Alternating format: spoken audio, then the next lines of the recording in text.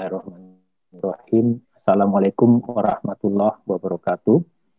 Waalaikumsalam warahmatullahi wabarakatuh. Asyhadu an la ilaha illallah wa asyhadu anna Muhammadar Rasulullah. Allahumma sholli ala Sayyidina Muhammad wa ala ali Sayyidina Muhammad. Alhamdulillah, kita berjumpa kembali di Icon Talks edisi spiritual yang kali ini akan kajian tentang ilmu kehidupan yang insya Allah akan disampaikan oleh Ustadz Teddy Putra yang saat ini alhamdulillah sudah hadir bersama kita. Bapak Ibu sekalian yang berbahagia, terima kasih kita panjatkan kepada para audien, kepada Allah Subhanahu wa taala dan dengan audien yang luar biasa yang pada siang hari ini di tengah-tengah kesibukan Bapak sekalian dan Ibu sekalian bisa meluangkan waktu untuk mengkaji bareng ya bersama Majelis Ridho Allah yang saat ini hadir Pak Ustadz Teddy dan Pak Ronidin ya. Baik, sebelum kita seperti biasa kita memulai dengan 4 rangkaian doa, yaitu pertama membaca basmalah, ta'awudz dulu, kemudian yang kedua basmalah, ketiga sholawat, ya, keempat al-fatihah. Baik, kita mulai sama-sama. A'udzubillahi minasyaitonirrajim. Bismillahirrahmanirrahim. Allahumma sholli ala Sayyidina Muhammad wa ala ali Sayyidina Muhammad. Bismillahirrahmanirrahim. Alhamdulillahi rabbil alamin. Ar-Rahmanir-Rahim. Maliki yaumiddin. Iyyaka na'budu wa iyyaka nasta'in. Ihdinas siratal mustaqim. Siratal ladzina an'amta 'alaihim ghairil maghdubi 'alaihim waladdallin. Alhamdulillah. Baik, terima kasih Bapak Ibu sekalian. Kalau biasanya ini adalah komunitas ICEP ya, yang dalam hal ini di tema di Icon Talk yang setiap hari Senin dan Rabu ya. Dan baik, tanpa memperpanjang waktu, kami persilahkan Pak Ustadz Teddy untuk kajian pada kali ini. Kami silakan Pak Ustadz. Terima kasih Pak Agus.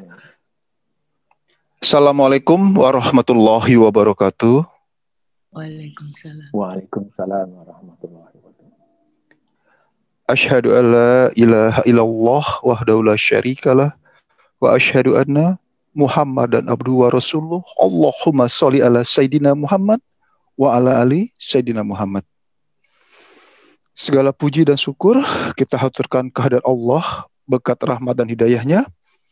Maka kita masih dapat hadir di pengajian online pada siang hari ini dalam keadaan sehat walafiat. Tak lupa salawat dan salam kepada junjungan kita Nabi besar Muhammad sallallahu alaihi wasallam beserta keluarga dan pengikutnya hingga akhir zaman. Sebagai rasa syukur kita, mari sama-sama kita membaca hamdalah dan salawat kepada Nabi. Alhamdulillahirabbil alamin.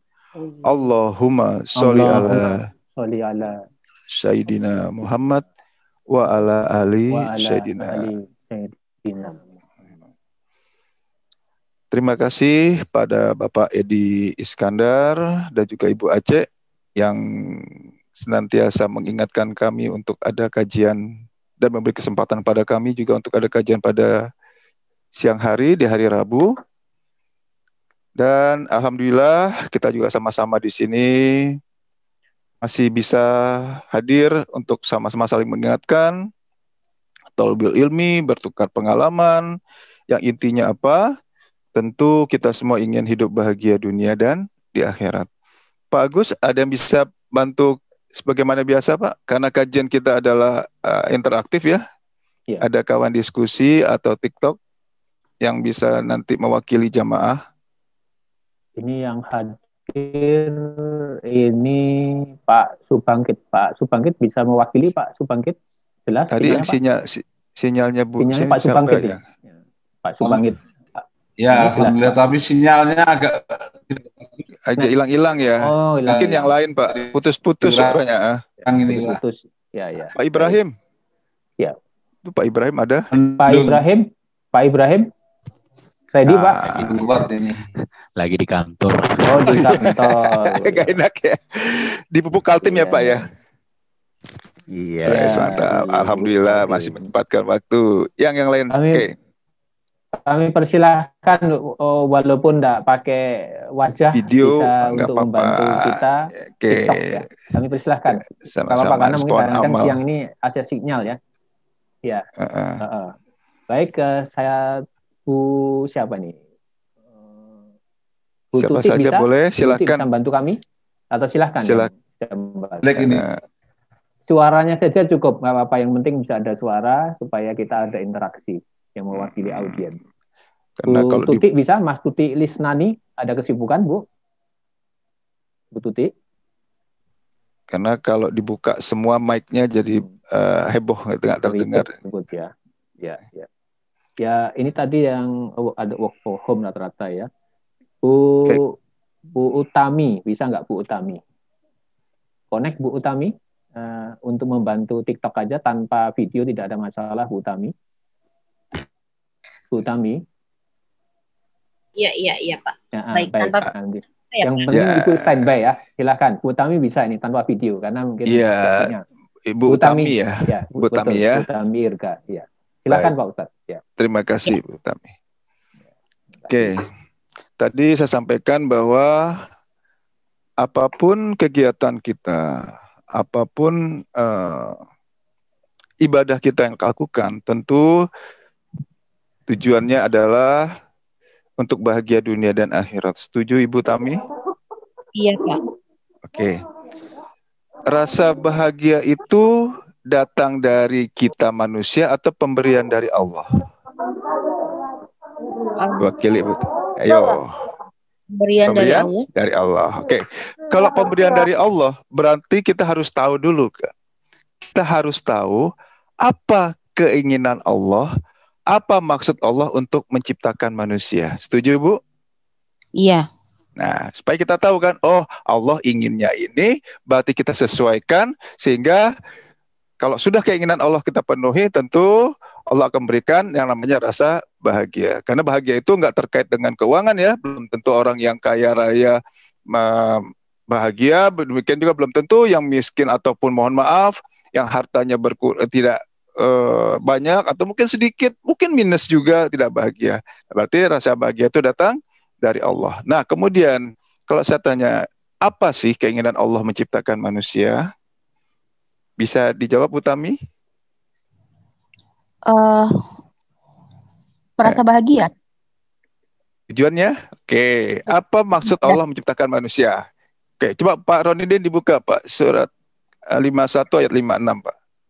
Kita lihat di Al-Quran, ada dua Bu, ada dua keinginan Allah untuk menciptakan manusia. Kan bukan iseng-iseng ya, manusia jadi gitu kan, enggak. Pasti ada maksud Allah. Coba kita lihat. Apa maksud Allah menciptakan manusia? Yang pertama, Al-Quran, surat 51, ayat 56. Mungkin Pak Agus bisa bantu bacakan, Pak. 51. Yes, 51 ayat 56. Silakan diperbesar dengan cara mentarik kiri kanannya, nanti akan dibaca sendiri. Saya memperbesar sendiri masing-masing. Silakan Pak Agus. Bismillahirrahmanirrahim. Aku tidak menciptakan jin dan manusia, melainkan agar mereka beribadah kepadaku. Oke, coba kita telah asap sedikit ya. Aku tidak menciptakan jin dan manusia, melainkan agar mereka beribadah kepadaku. Jadi, kata melainkan di sini apa penggantinya, Bu? Hanya kecuali, kan? Kecuali ya, hanya kan? Berarti kan? Allah tidak ada maksud Allah menciptakan manusia hanya agar beribadah atau mengabdi kepada Allah. Kan gitu ya? Iya. Oke. Jadi yang pertama, apa maksud tujuan Allah untuk menciptakan manusia? Agar manusia itu beribadah atau mengabdi kepada Allah. Itu yang pertama. Kemudian yang kedua, coba dibuka QS 6 ayat 165. Ini yang kedua, apa maksud Allah menghadirkan atau menciptakan manusia di muka bumi ini? QS 6 ayat 165. Al-Quran surat ke-6 ayat 165. Di situ dijelaskan.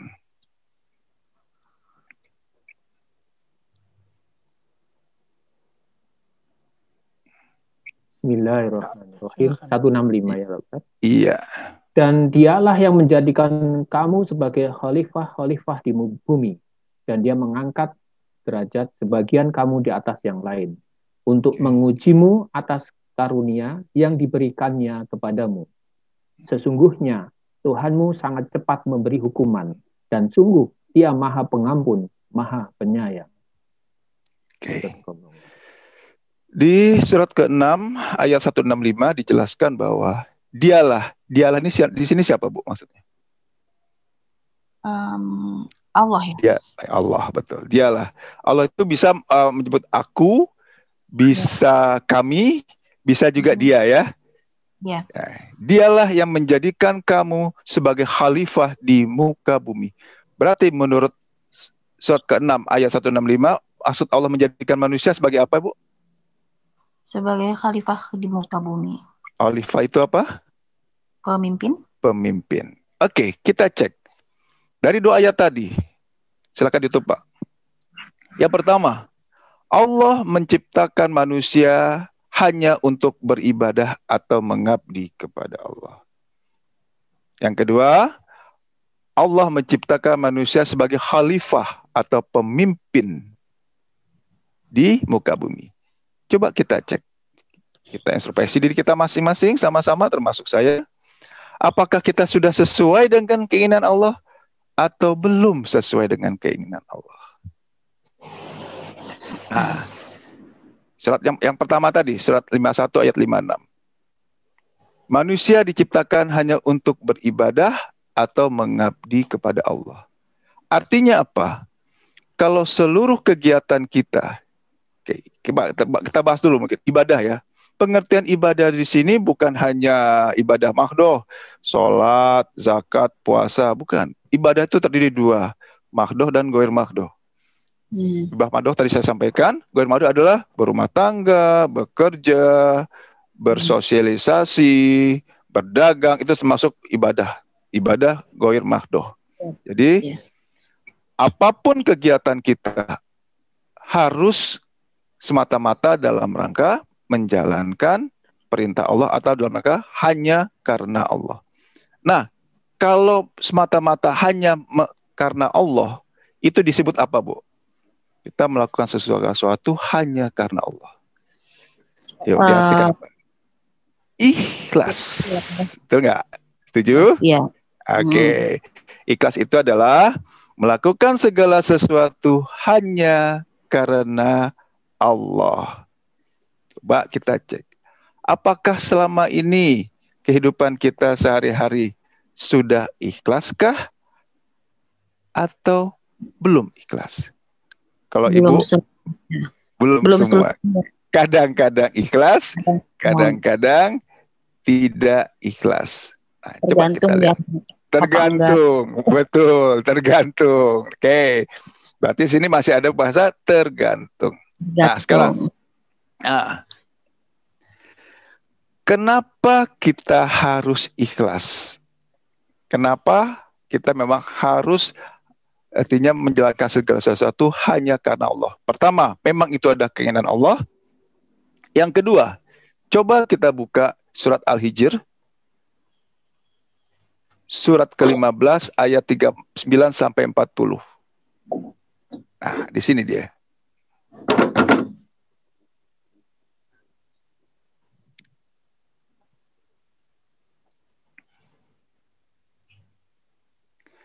Di sini alasan satu lagi kenapa kita harus ikhlas dalam melakukan segala sesuatu.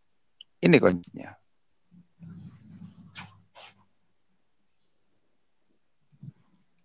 Oke.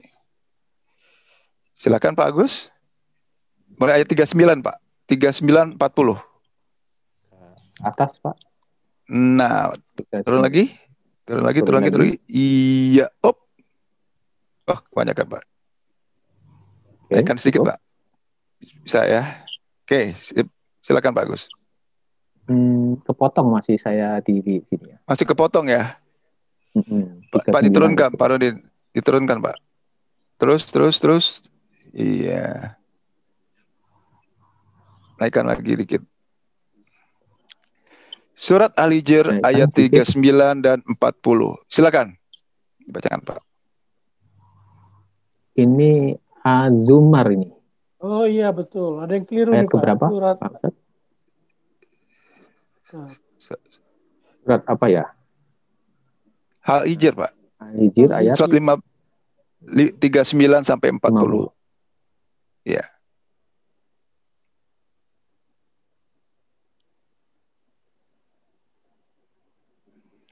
Di sini menjelaskan kenapa kita harus ikhlas selain memang itu keinginan Allah.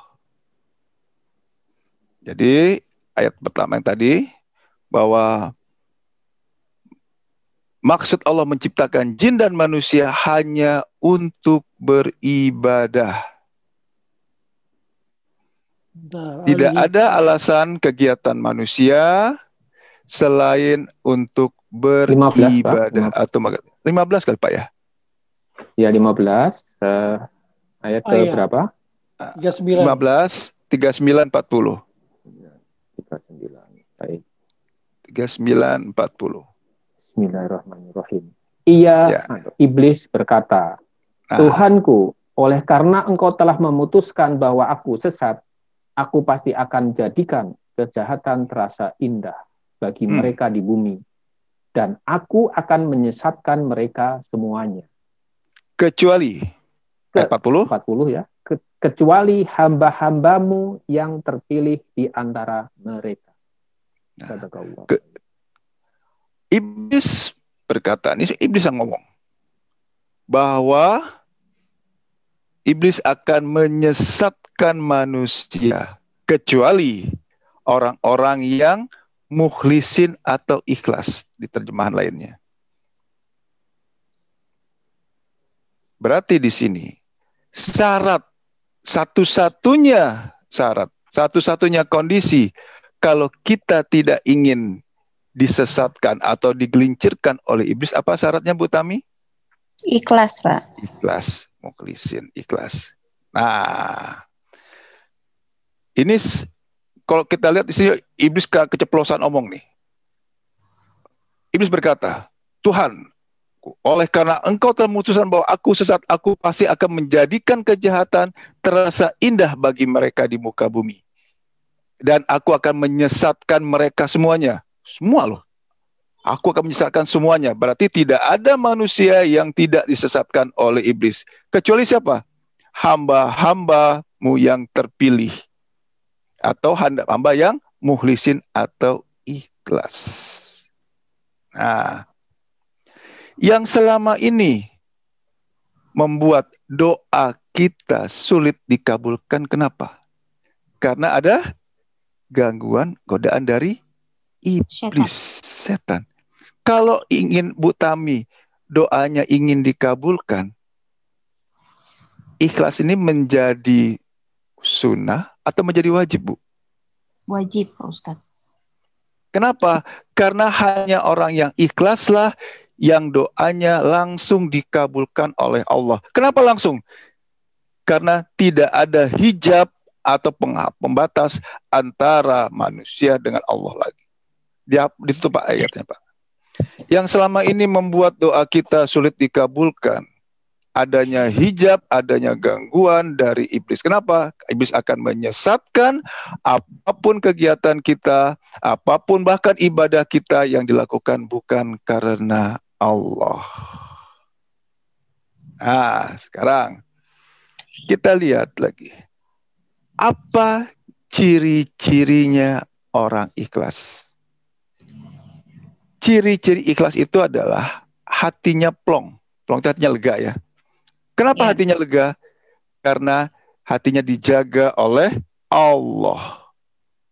Kenapa dijaga oleh Allah? Karena kegiatan dia dilakukan hanya karena Allah.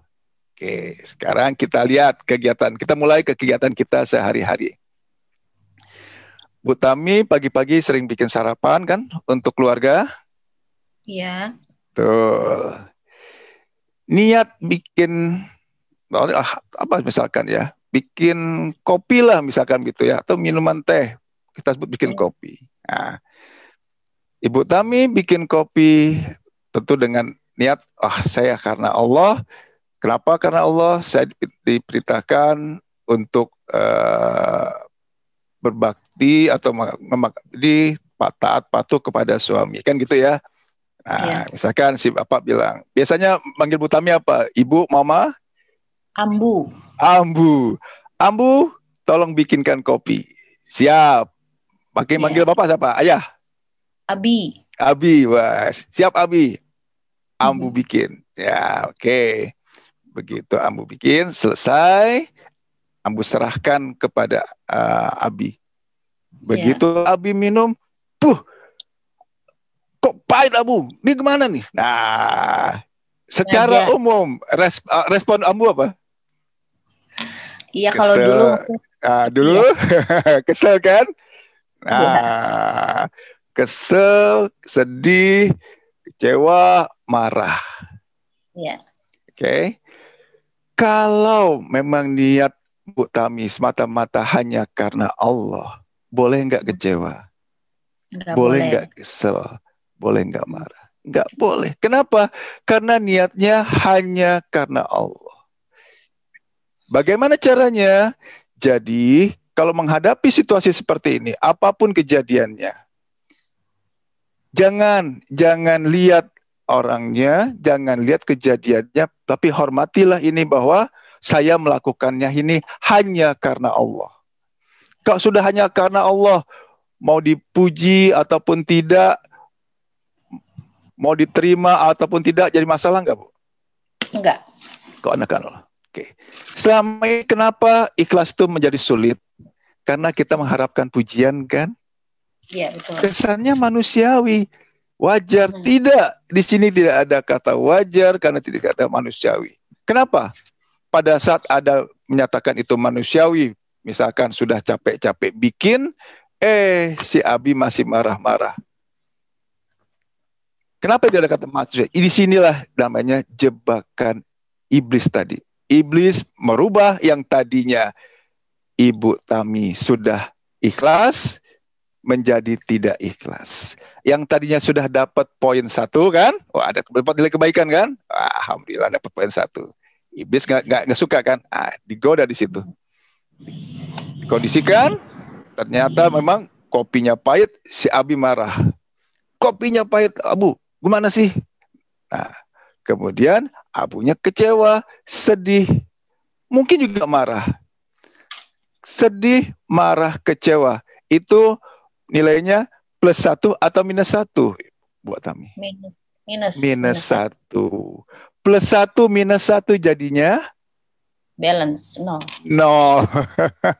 Bukan balance, 0 dong. Ya kan? Tadinya Bu Tami sudah dapat nilai kebaikan, karena dapat apa istilahnya dimarahi oleh Abi, ibu kemudian kesel, jadinya -1. +1 -1 jadinya 0. Sia-sialah. Hati-hati di sini. Jangan sampai nilai-nilai kebaikan yang sudah kita lakukan di hari-hari yang sebelumnya, di waktu-waktu yang sebelumnya, dengan waktu singkat menjadi 0. Ini target utama iblis. Supaya apa? Oke. Kalau kita ingin masuk surga, harus banyak pahala atau dosa? Pahala, Pak Ustadz. Pahala. Kalau kemudian kejadian seperti tadi, Ada yang kita berbuat baik sudah dapat nilai +1. Dihapuskan dengan ketidakikhlasan kita. Dengan perasaan kesal, marah, kecewa. Jadinya nantinya akan bisa banyak pahala atau dosa? Dosa, Pak Ustadz. Iya. Kenapa? Dosa kita buat terus ternyata pahalanya 0. Akibat apa? Akibat ibadah kegiatan kita sehari di mata Allah tidak ada nilainya. Kenapa tidak ada nilainya? Itu tadi. Ikhlasnya tidak. Kalau sudah kondisi seperti ini, masih boleh nggak kita bilang kadang-kadang ikhlas, kadang-kadang tidak? Nggak boleh. Nggak boleh. Kalau ingin masuk surga, kalau ingin mau bahagia dunia dan akhirat, wabil khusus ingin bahagia di akhirat, bahagia dunia pun masuk. Kenapa? Kalau kemudian ditanggapi, taruhlah Abi bilang, kan? Begitu bikin kopi tadi, nggak enak. Bu Tami marah. Dengan kondisi tadi, jangankan bahagia akhirat, bahagia dunia pun tidak akan dapat. Kenapa? Jadilah di situ masalah. Kita sudah nyumbang untuk masjid misalkan. Wah, awalnya bagus kan? Tulis hamba Allah. Gitu ya. Tulis hamba Allah. Nah, udah bagus kan? Kita menyembunyikan, walaupun terang-terangan juga boleh. Begitu masjidnya jadi megah, kita bilang, ini jadi gara-gara saya nyumbang juga nih. Jadinya 1 apa jadi 0 jadinya? Bu Tami? Jadi -1 jadinya 0 lagi, zong lagi. Hati-hati. Terbersit aja ya Pak Ustadz ya. Nah, terbesit. Nah itulah, terbesit itu siapa? Godaan siapa? Syaitan. Syaitan. Ini dia. Untuk ibu-ibu, bapak-bapak yang terapis di sini, ya kan? Nah, awalnya kan, ya berikhtiar, berterapis karena Allah. Bagus kan? Dapat poin 1. Nah, habis itu sembuh kan? Terbesit habis itu. Gara-gara saya sudah terapis dia sembuh. Hati-hati di sini. Tapi kalau sudah terbesit gimana Pak Ustadz? Kenapa? Kalau sudah terbesit begitu bagaimana? Kalau sudah terbesit seperti itu, Allah kan Maha Pengampun. Cepat-cepat minta maaf. Oke, istighfar, dan satu lagi yang diajarkan oleh guru kami, yaitu lakukanlah sholat taubat. Sholat taubat itu bukan hanya karena kesalahan fatal, sholat taubat seumur hidup hanya sekali, bukan. Lakukanlah sholat taubat sesering mungkin. Kenapa? Kesalahan-kesalahan seperti ini kita kan nggak tahu, Bu. Bobotnya apakah ringan atau berat kan? Disadari atau tidak disadari. Untuk itu, saya menyarankan, menasihati diri saya dan pada yang hadir di sini, Bapak Ibu, sholat taubatlah. Minimal sehari sekali aja, minimal sehari sekali. Lebih sering lebih bagus. Kenapa? Kita tidak tahu kapan kita berbuat dosa. Terbesit tadi kan, sembuh ya gitu kan. Ternyata benar. Nah kan gitu ya Bu ya. Hati-hati di sini. Kenapa? Kalau kemudian terbesit ini gara-gara saya, itu kategori ikhlas atau tidak ikhlas? Ayo. Berarti kan bukan karena Allah kan, karena saya kan, sebenarnya kan kayak gitu kan. Karena saya datang, karena saya tangani, karena saya beri obat, maka dia sembuh. Hati-hati di sini. Iya. Sayang kan? Udah dapat +1, -1, 0, zong lagi. Aduh. Habislah sudah ya. Habislah sudah. Jadi masih boleh nggak ucapan tadi? Kadang-kadang sih ikhlas, kadang-kadang tidak. Kesannya ikhlas itu kan ini ya, hal yang sepele, padahal tidak, fatal. Sangat fatal. Kalau yang apapun yang kita lakukan tidak karena Allah, tidak ada nilainya. Walaupun itu berupa ibadah yang seharusnya mendapat nilai plus. Tapi pada saat kemudian bergeser sedikit aja bukan karena Allah, berarti bergeser pula nilainya. Hati-hati di sini.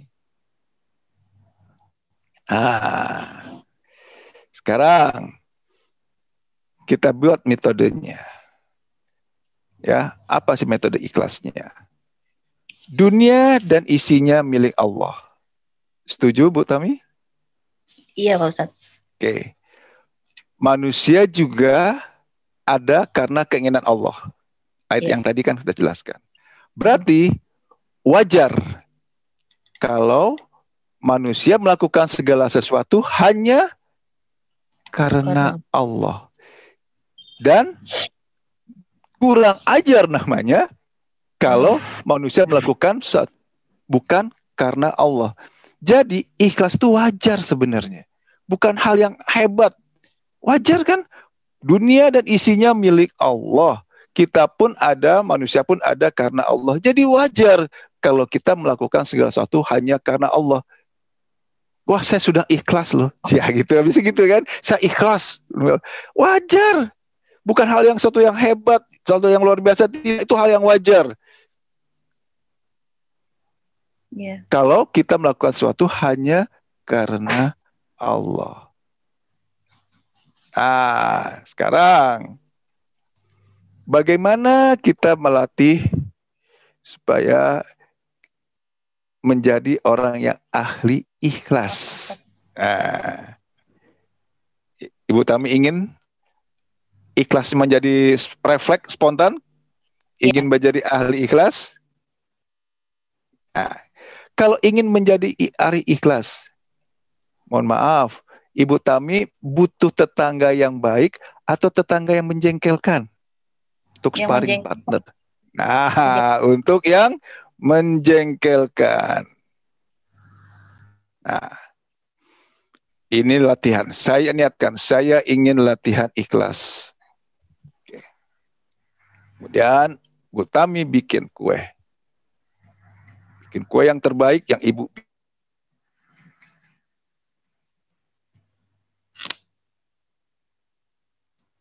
Kalau kasih kue, kasih makanan, kasih sesuatu itu biasanya ke tetangga yang baik apa tetangga yang menjengkelkan, Bu? Biasanya.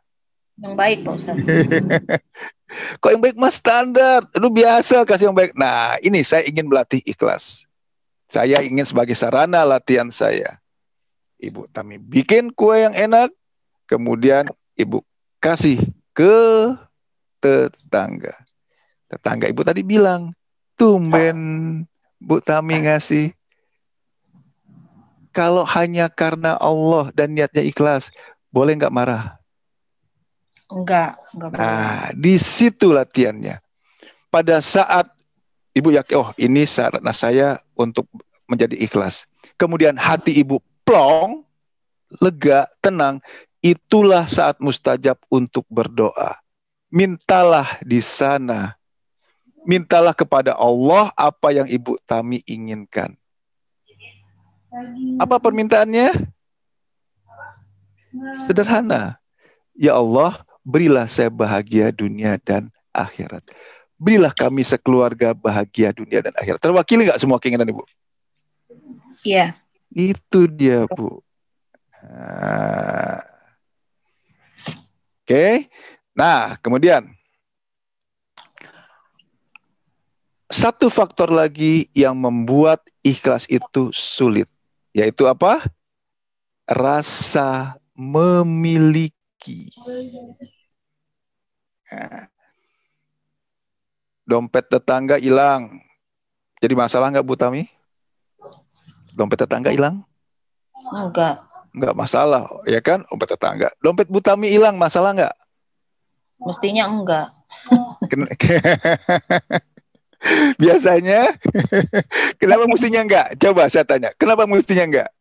Betul itu, kenapa mestinya enggak? Kalau kita sudah berproses dan bisa menerima dengan lapang dada, dengan ikhlas, ya enggak masalah.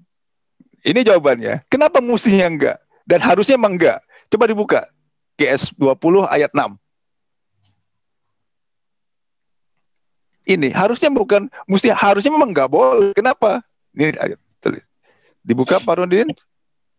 Iya, Pak. Al-Quran surat 20 ayat 6.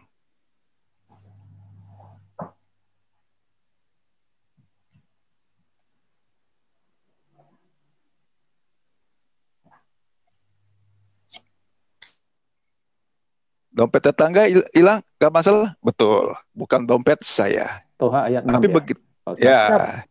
Bismillahirrahmanirrahim. Nah, kemudian kita lihat ayat 6. Bacakan, Pak. Miliknya lah apa yang ada di langit, apa yang ada di bumi, apa yang ada di antara keduanya, dan apa yang ada di bawah tanah. Miliknya lah apa yang ada di langit dan apa yang ada di bumi. Itu termasuk dompetnya Bu Tami nggak? Iya. Ya kan? Ini dia. Ini yang membuat selama ini manusia sulit untuk ikhlas. Kenapa? Karena merasa memiliki. Padahal Allah berfirman, apa yang ada di langit dan apa yang ada di bumi, bahkan yang ada di antara keduanya, itu adalah milik Allah.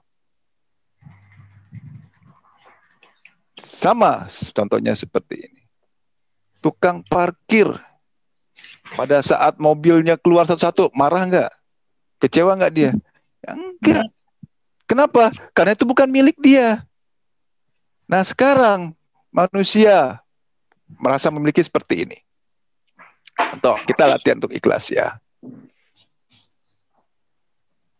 Pada satu kondisi, Ibu Tami dihadapkan oleh dua pilihan. Oke. Ya, dua pilihan seperti ini pilihannya. Ada pengemis datang,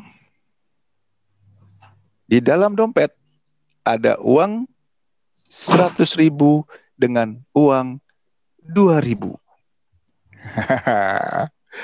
Uang mana yang Ibu Tami kasih? 2.000. 2.000. Kenapa 2.000? Nggak punya lagi, Pak. Nggak punya lagi. Ini kuncinya. Kenapa? Karena lebih cinta yang 100.000, karena lebih butuh yang 100.000 ketimbang yang 2.000 kan? Iya. Oke.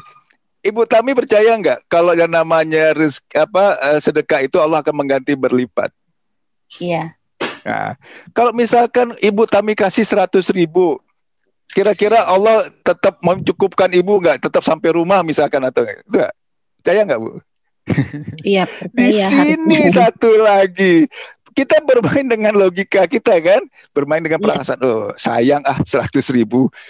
Kan udah gak ada lagi nih kan ya. Nah, cuma ada 2.000 kasih 2.000. Oke, mana yang lebih baik, Bu? Nilainya besar ikhlas atau yang kecil ikhlas? Besar ikhlas. Ikhlas itu dia. Nah, di sini menguji. Suatu saat Bapak Ibu akan menghadapi kondisi seperti ini. Kenapa? Karena Bapak Ibu sudah tahu yang namanya ilmu ikhlas. Ingat nanti. Pada saat kita merasa memiliki, sayang kan ya? Lebih sayang mana? 100.000 dengan yang 2.000? 100.000, Pak Ustaz. 100.000. Pasti kasih yang 2.000. Nah, ini sama ini. Kalau ingin memang jadi ahli ikhlas, paksa. Oh, saya ikhlas. Dan saya yakin Allah tidak akan melantarkan saya. Saya yakin kalau saya melakukan hanya karena Allah, dan sedekah itu pasti akan diganti berlipat. Kasih yang 100.000. Nanti Ibu lihat apa yang terjadi. Habis uangnya, Pak. Habis uangnya. Secara logika betul. Iya. Tapi Ibu yakin nggak bahwa Allah menjamin rezeki manusia? Iya, harus yakin. Yakin kan? Ayat Al-Qurannya ada. Yakin tidak kalau namanya sedekah itu akan diganti oleh berlipat? Berlipat kan? Iya. Nah, kalau yakin, kita benar yakin, bukan hanya sekedar ucapan, kasih yang 100.000 apa kasih yang 2.000? Kau ingin latihan ikhlas? Ini berlatih semua loh, Bu. Itu. Jadi ayat-ayat Al-Quran itu bukan hanya sebagai pengetahuan. Oh, saya tahu kalau saya bersedekah akan berarti berlipat. Oh, ayat kalau Allah menjamin rezeki setiap makhluk yang bergerak, bahkan binatang melata pun, kan gitu ya, Bu, ayat Al-Qur'annya. Kalau hanya sebagai pengetahuan ya kayak tadi. Al-Qur'an apa? Sebagai hanya kitab bacaan saja. Pertanyaannya. Nah, kita agak melebarkan sedikit. Boleh sharing, Ustaz? Oke, silakan. Maaf mengganggu. Assalamualaikum boleh, Ustaz boleh. Teddy. Oh, Terus, waalaikumsalam. Salam. Saya yang Ustaz Teddy katakan tadi ngalamin. Jadi biasanya saya kok setiap subuh ke masjid itu selalu ada angka nominal tertentu yang sudah saya komitkan, tahu saya masukkan. Ya. Suatu saat kemarin kira-kira 2 minggu yang lalu, ternyata angka yang sudah saya komitkan itu tidak ada di dompet saya. Gitu kan? Angkanya lebih tinggi ya kan? Nah, detik juga dalam hati saya, ini tidak sebagai komitmen saya nih saya masukkan gitu. Saya ambil aja lah, pokoknya saya masukin, saya ikhlaskan, saya masukin gitu kan, saya masukkan. Alhamdulillah tanpa disengaja besoknya saya dapat objekan gitu loh, Ustaz Teddy. Diganti Allah dengan cepat. Digantinya berapa kali lipat, Pak? Berlipat-lipat. Berlipat-lipat, benar. Berlipat-lipat. Tapi waktu saya pertama kali saya mau ngambilnya itu kan, aduh, kok lebih gede nih. Ada sedikit kepikiran juga apa itu lumrah atau biasa gimana ya? Saya punya pokoknya setiap subuh sekian standar komitmen gitu. Ya, standar komitmen ya. Ini Pak Ustaznya ketawa dia.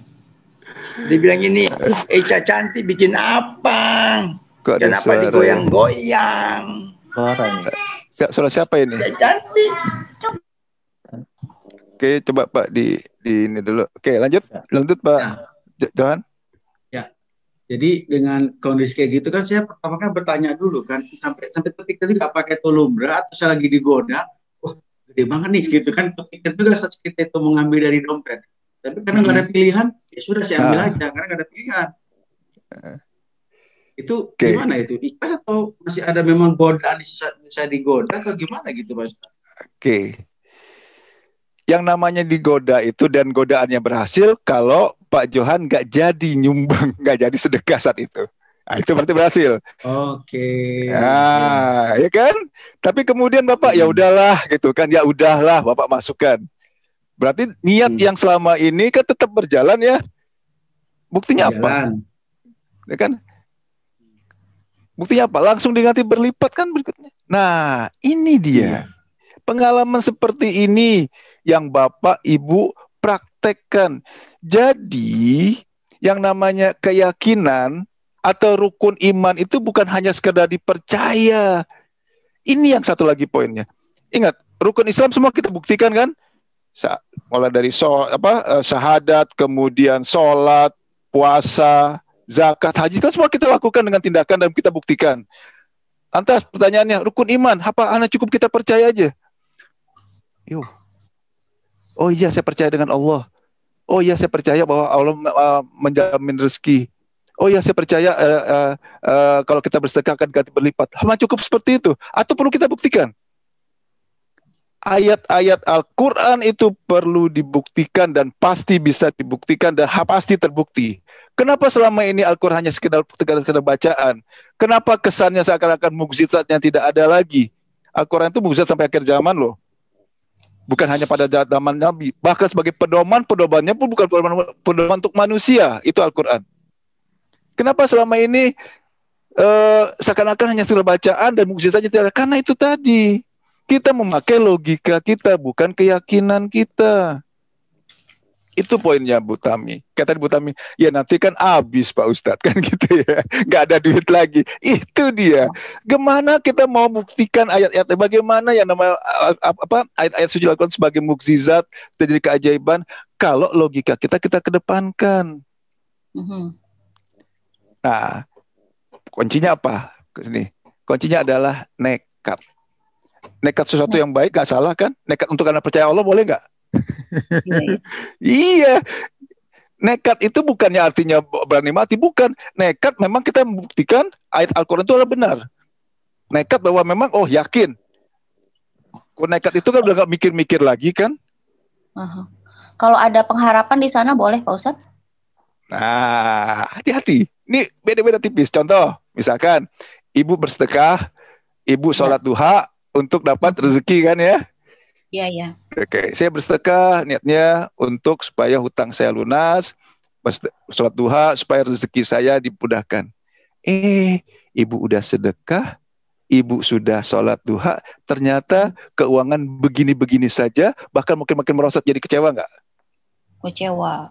Kenapa? Karena niatnya bukan karena Allah. Hati-hati di situ. Iya. Nah, tipis ya Bu ya bedanya ya. Kesannya benar kan? Kesannya benar ya. Kesannya wah kok bersedekah nih. Memang yang namanya sholat duha, bersedekah, dapat imbalan berlipat, memudahkan rezeki, itu adalah haknya Allah. Nggak usah kita campuri, nggak usah kita kemudian niat itu kan tipis benar tuh. Hati-hati di situ. Satu, saya sholat duha memang karena diperintahkan Allah dan dicontohkan Rasul. Satu lagi, saya sholat duha karena ada iming-imingnya. Kalau seperti ini bagaimana Pak Ustadz? Gimana Bu Tami? Misalnya ya, kita sholawat sekian ratus atau ribu, pengennya laptop misalnya. Bagaimana tuh Pak Ustadz sama kasusnya? Oke. Balik lagi tadi. Apapun kegiatan kita harus karena Allah. Kalau kemudian kita salawat, kita ibadah yang lain karena laptop tuh jadi karena Allah apa karena laptop ya? Laptop sih ya. Nah, kemudian ibu udah salawat sekian ribu kali, 100.000 kali, ternyata nggak juga dapat laptop, kecewa nggak? Iya, kecewa.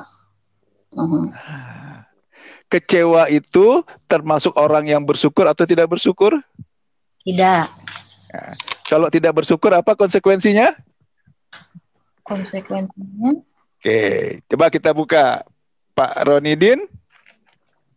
Ya, apa konsekuensinya orang yang tidak bersyukur? Coba kita lihat. Kita lihat ayatnya. Surat. Oke, kita buka.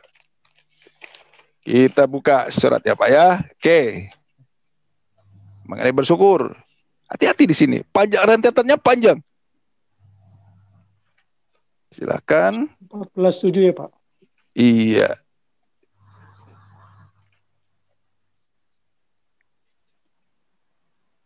Pak. 14:7 Pak. Hati-hati lihat sini. Bismillahirrahmanirrahim. Dan ingatlah ketika Tuhanmu memaklumkan, sesungguhnya jika kamu bersyukur, niscaya aku akan menambah nikmat kepadamu.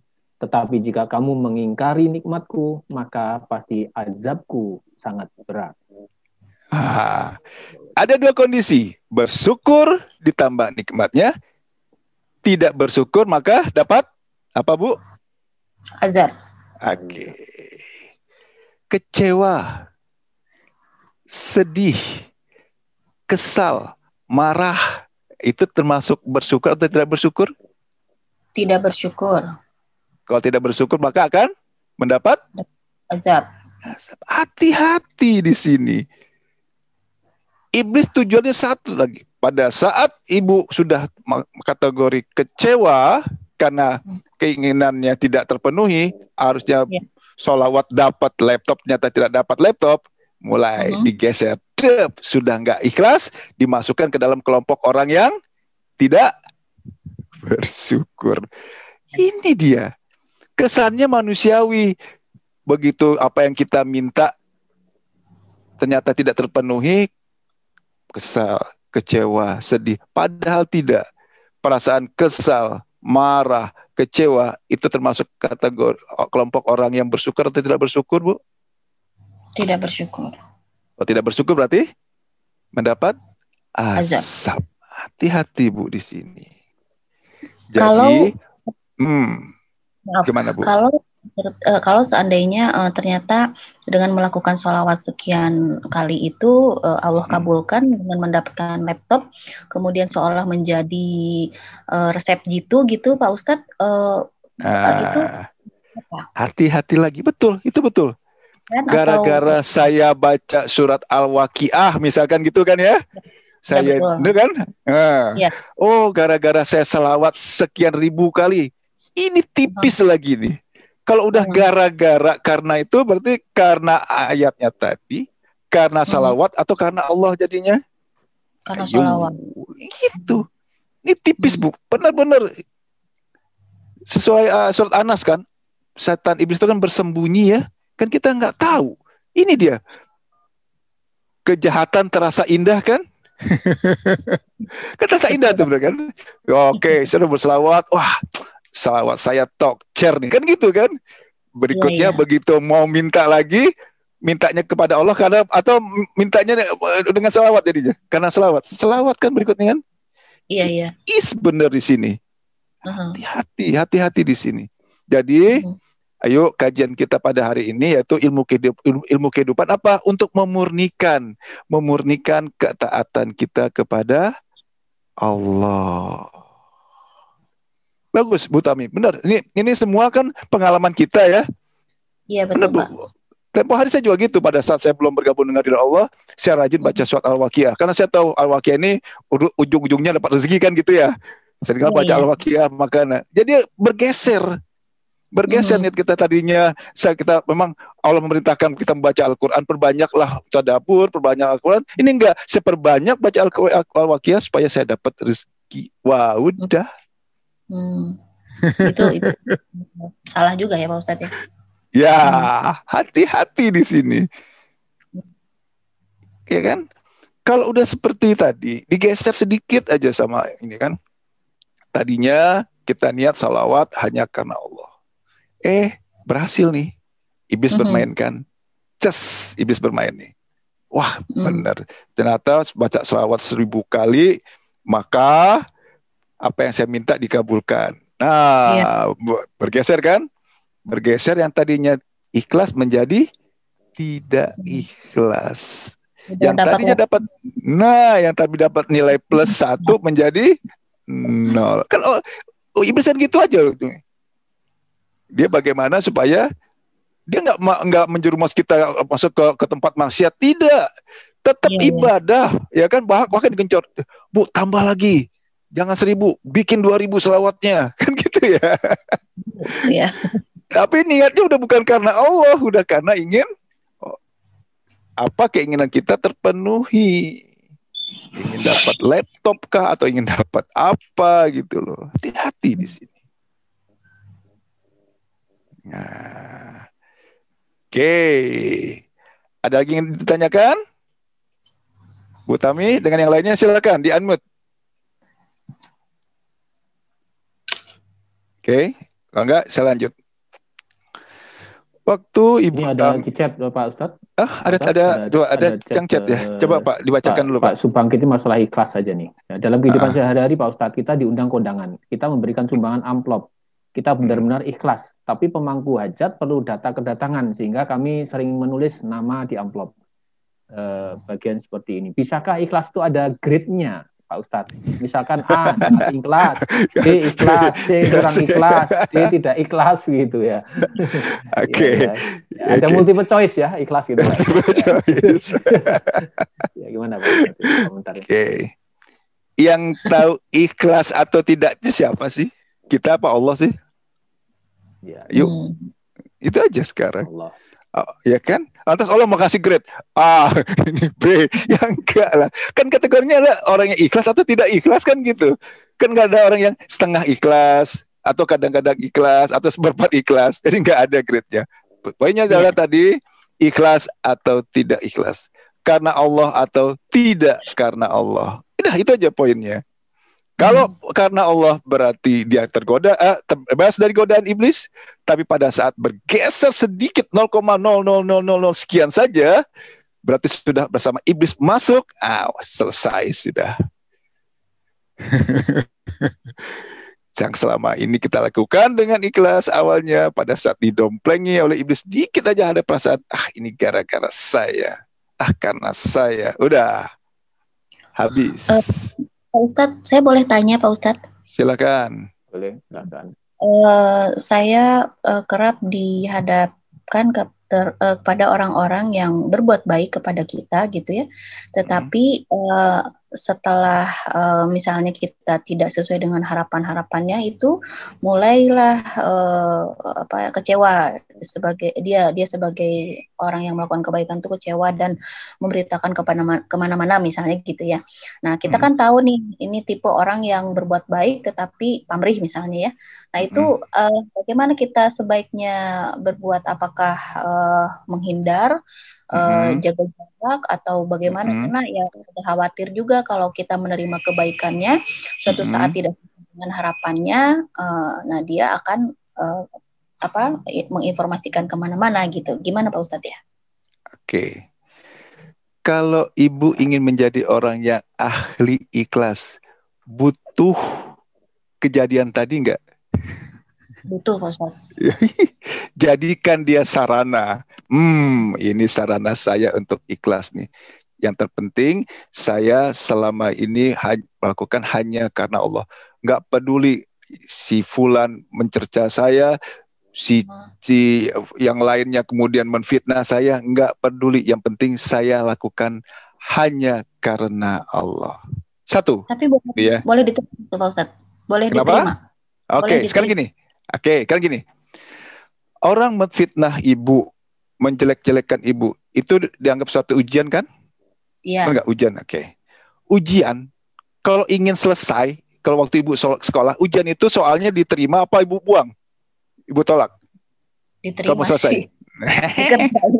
Nah, terjawab kan? Iya. Berarti kenapa kita harus menerima? Kan ini bentuk ujian Allah kepada saya, kan gitu kan? Oh, ini ujian nih. Yang namanya ujian, ingat, oh ujian ini kalau mau selesai berarti harus diterima dulu kan? Ya diterima dulu lah ya. Bukan menghindar, bukan dibuang, bukan ditolak, kan gitu ya. Diterima. Kenapa? Karena kita ingin ujiannya selesai gitu loh. Kalau saya berpikir gimana Bu? Ya maaf, kalau saya berpikir gini, saya kan udah tahu dia orang itu gitu, daripada nanti ada hal-hal yang macam-macam seperti yang dilakukan kemarin-kemarin, ya udahlah saya nggak mau nerima lagi kebaikannya gitu. Saya kayak gitu gimana? Nah, kalau ibu nggak nerima tuh standar Bu. Ibu ingin nggak jadi orang ahli ikhlas? Ingin nggak jadi orang ahli sabar? Iya kan? Butuh nggak sarana? Itu tadi.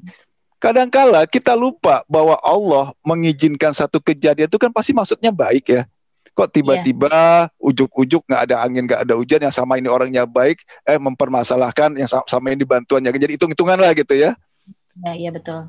Itu maha baiknya Allah. Kenapa? Allah ingin ibu Tami meningkat derajatnya, derajat keikhlasannya. Kalau kemudian Allah ngasih kesempatan, ngasih ujian, itu tentang kesempatan kan? Ujian itu kesempatan, ya kan? Ibu dikasih kesempatan, kemudian ibu tolak, entar aja lah. Nah, berarti pertama, ibu sudah mengecewakan Allah, termasuk diri ibu sendiri kan? Ada kesempatan loh. Iya. Ini dia.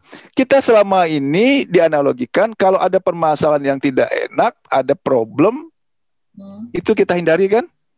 Iya, betul. Benar. Yang punya utang begitu ada debt collector kabur. Ya kan? Yang tadi ibu bilang, oh dia mau bantu saya tapi kemarin kayaknya ada pamrihnya nih. Ya. Maksud ibu menghindar. Ya. Itu standar Bu. Itu yang selama ini kita lakukan. Tapi kalau ibu ingin meningkat derajat keimanannya, meningkat derajat ikhlasnya, dihindari atau diterima Bu? Ya diterima Pak Ustadz ya. Oke.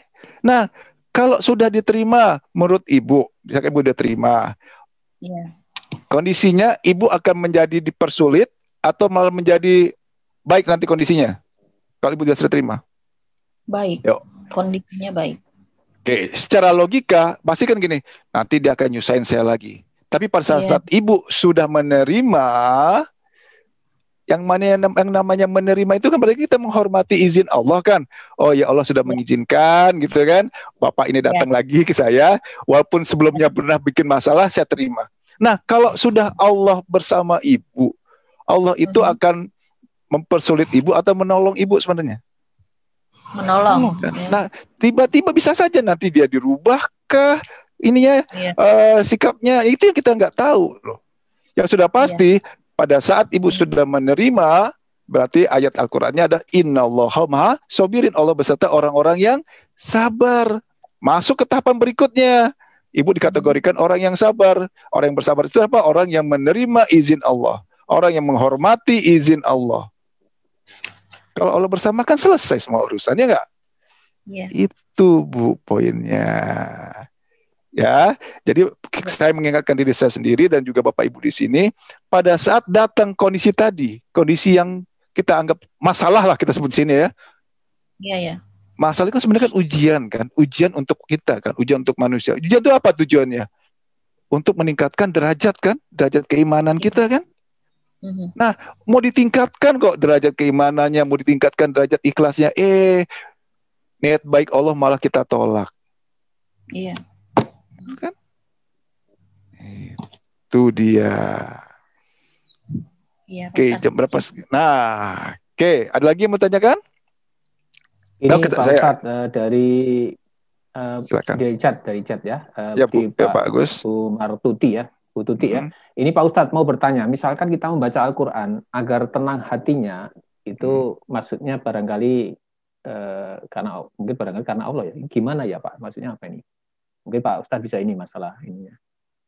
Jadi kalau membaca Al-Quran agar tenang hatinya, jadi mau tenang hatinya diri sendiri atau karena Allah, ini barangkali seperti itu Pak Ustadz pertanyaannya.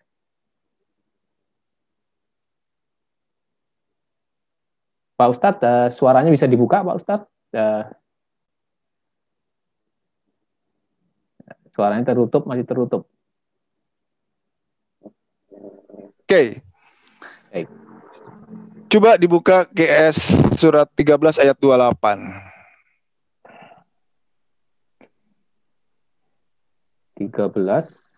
Ayat 28. Coba kita arahkan ke sini dulu ya pertanyaan Ibu tadi. 28. 13:28.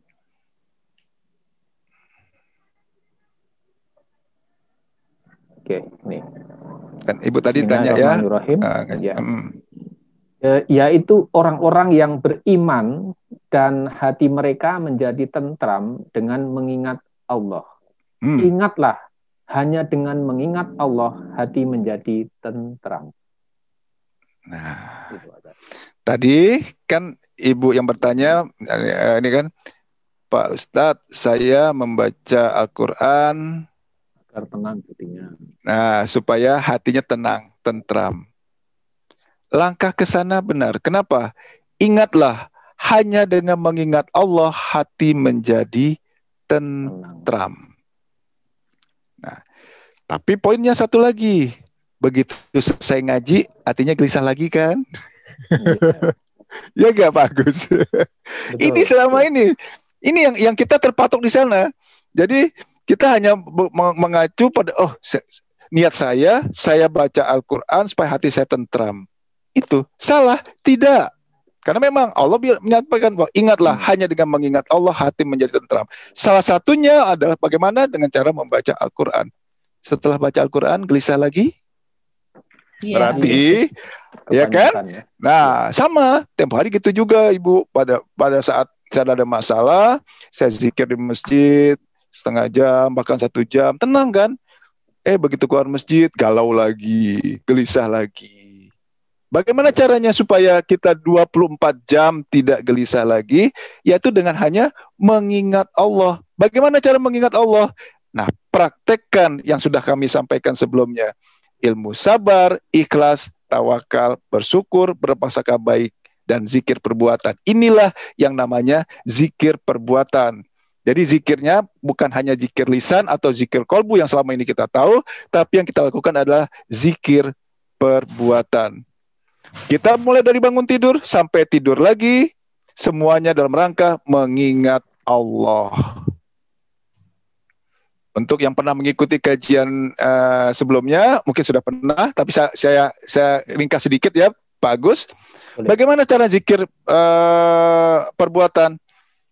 Kegiatan kita sehari-hari kan rutin, bangun tidur, tidur lagi. Ya, kita nggak usah bicarakan yang namanya kondisi tidur. Itu adalah hak Allah sepenuhnya. pada saat bangun tidur, supaya hati kita tenang, apa yang dilakukan pertama? Bersyukur. Ya Allah, terima kasih ya Allah, Engkau bangunkan hamba-Mu ya Allah. Ya kan? Kita bangun tuh keinginan kita atau keinginan Allah? Keinginan Allah. Iya. Kalau Allah nggak berkeinginan, ya udah tidur selama lamanya kan? Maha baiknya Allah, bersyukur. Ya Allah, terima kasih ya Allah. Hamba sudah dibangunkan. Oke. Langkah berikutnya, setelah bangun tidur apa biasanya Bu? Pagi-pagi? Ke kamar mandi. Ke kamar mandi. Wudhu. Untuk sholat misalkan gitu ya. Wudhu, sholat pun hanya karena Allah. Niatnya kan seperti itu. Kalau sudah karena Allah, ikhlas karena Allah, terlindung nggak dari godaan iblis? Kalau memang niat kita bangun, kemudian ke kamar mandi di awal sudah diniatkan, oh saya sholat hanya karena Allah. Wudhu pun demikian, bukan hanya yang lain. Saya sholat tahajud juga misalkan pagi-pagi ya, bukan kan mengharapkan rezeki moral, tapi semata-mata menjalankan perintah Allah. Hati jadi tenang, hati menjadi tenang nggak? Tenang Pak Ustaz, tenang. Tenang. Kenapa? Kan orang ikhlas dilindungi kan hatinya tadi ya. Oh iya. Oke. Kemudian selesai sholat, siap-siap bikin sarapan. Yang kayak tadi tuh. Sarapan pun dibikin ikhlas karena Allah semata-mata. Hati jadi tenang nggak? Tenang. Ya kan? Setelah situ selesai, ikhtiar. Ikhtiarnya apa? Misalkan yang bekerja, ya bekerja. Yang ibu rumah tangga mungkin lanjut ke pasar. Nah, ikhtiarnya ini pun semata-mata hanya dalam menjalankan perintah Allah. Apa ikhtiarnya? Tawakal. Kita berusaha semaksimal mungkin, urusan hasil adalah urusan Allah. Yang namanya pedagang misalkan sudah mulai buka warungnya, yang penting saya berusaha maksimal, mau untungkah atau tidak itu haknya Allah. Yang bekerja, yang penting saya kerja semaksimal mungkin, sebaik mungkin, mau gaji naik, mau nanti apapun ada misalkan tidak naik, itu haknya Allah. Yang belajar, yang masih bekerja, masih kuliah, berangkat kuliah semata-mata menjalankan perintah Allah. Bagaimana kondisi di kampus, apakah nanti dimarah-marahi dosen apa enggak peduli. Nah, kalau udah seperti itu, kita melakukan sesuatu secara maksimal dan urusan hasil kita serahkan kepada Allah. Tentram kah hati jadinya? Tentram. Tentram. Itu praktek ilmu tawakal. Kemudian sampai misalkan taruhlah di kampus ataupun sampai di tempat kerjaan dengan selamat, bersyukur kan? Alhamdulillah ya Allah, sampai juga di sini walaupun tadi macet. Oke. Tentram gak hatinya? Tentram. Kenapa? Bersyukur kan? Oke, terima kasih ya Allah. Siapa orang yang bersyukur ditambah nikmatnya, tidak bersyukur azab. Orang yang bersyukur terima kasih ya Allah, berarti masuk yang mendapat nikmat. Di kampus, di kantor, ketemu misalkan pimpinan yang marah-marah, dosen yang galak, ngomel-ngomelin, praktek ilmu sabarnya. Oh, si bos marah-marah sudah atas izin Allah. Izin Allah itu pasti baik dan sempurna, walaupun saya belum tahu baiknya di mana. Karena satu ini baik, bagi yang wajar adalah saya terima. Alhamdulillah. Nah, pada saat sudah bilang seperti itu, hati kita tentram atau galau? Tentram. Nah, demikianlah kegiatan seterusnya sampai nanti kita tidur lagi. Itu namanya zikir perbuatan. Jadi jangan terpaku hanya dengan kegiatan-kegiatan ritual saja. Padahal kita lupa kegiatan ritual itu terbatas waktunya. Misalkan apa kegiatan ritual? Kita mengaji kah atau kita zikir, itu kan terbatas waktunya. Lakukan semaksimal mungkin, tapi jangan lupa ada satu lagi yang namanya zikir perbuatan. Itu yang kita praktekkan setiap hari. Kalau zikir perbuatan kita lakukan tadi dari pagi sampai tidur lagi, dari bangun tidur sampai tidur lagi, hati menjadi tentram nggak? Tentram. Aja tentram itu. Nah, jelas Bu? Iya. Nah, jadi yang bertanya tadi ada kata belum jelas, silahkan di-unmute, tanya langsung. Oke, ada lagi Pak yang chatting? Bu Martuti. Terima kasih. Terima kasih sudah jelas Pak Ustadz. Jelas ya, nuwun Bu. Silakan baca Al-Qur'annya, tilawahnya dilanjutkan, ditingkatkan, tapi niatkan hanya dalam menjalankan perintah Allah. Mau tenang atau tidak, mau tenang atau tidaknya itu kan haknya Allah ya Bu ya. Iya Pak Ustadz. Pak Ustadz. Yang penting saya menjalankan perintah Allah sesuai dengan apa yang dicontohkan oleh Rasulullah Sallallahu Alaihi Wasallam. Oke, ada lagi? Ada dari Bu Yetvi ya. Mohon izin bertanya Pak Ustadz. Bagaimana menjaga keikhlasan kita apabila dalam kondisi sedekah kita itu diskenariokan? Misalkan dalam kegiatan pembangunan masjid, kemudian didata donaturnya, sehingga apabila kita jadi donatur, maka akan tertulis, dan kondisi ini tidak dihindarkan. Bagaimana Pak Ustadz ini? Oke. Bersedekahlah dengan terang-terangan atau sembunyi-sembunyi. Kan gitu ya perintah Allah kan? Ya. Dilarangkah ditulis? Tidak. Tapi yang tidak boleh itu adalah pada saat ditulis, ternyata sumbangan saya paling atas nih, paling besar. Oh, sumbangan saya masuk 10 besar nih. Itu yang nggak boleh gitu loh. Itu yang dihindari. Dituliskah, mau tidak ditulis, nggak pengaruh. Jangankan ditulis, nggak ditulis pun bisa menggeser. Yang tadi di awal kan Pak, walaupun kita sembunyi, begitu sudah selesai, wah gara-gara saya nih masjid jadi mewah juga ya. Saya ada peran di sini loh, kan gitu. Nah, ini dia, nggak masalah Ibu ditulis, tapi penting jaga hati. Jaga kemudian jangan sampai begitu ditulis, wah lihat-lihat kan, wah lumayan ya. Ternyata saya nggak kecil-kecil amat kok. Kan gitu Pak ya. Bagus ya. Wah, masuk rumah besar kan. Ini yang hati-hati di sini. Kenapa? Iblis bermain di sini. Setan bermain di sini untuk menggelincirkan. Tadi Ibu niatnya udah baik. Kemudian ditulis, salah? Nggak salah. Tapi begitu ditulis, di situ ada celah, ada peluang. Yang tadinya ikhlas menjadi tidak ikhlas. Bukan setengah ikhlas, 4 ikhlas, 2/4 ikhlas ya. Multiple choice lagi ya. Enggak, pilihannya ada ikhlas atau tidak ikhlas, itu aja kok, enggak ada. Setengah, 1/4, 1/6 tuh enggak ada. Jelas Ibu ya? Jelas Bu Yetvi ya. Iya. Baik jelas, Bu. Oke. Yang lain ada yang chatting? Sementara sudah nih, cukup ini, belum ada lagi. Ya, silakan Pak. Ada waktu berapa menit lagi Pak? 10 menit lagi ya? Kita 5. Oh, ada nih. Boleh kalau Pak ada dari Pak Ibu atau Pak Nyoman ini? Oh, ada Pak Nyoman. Pak Nyoman dari Bali ya.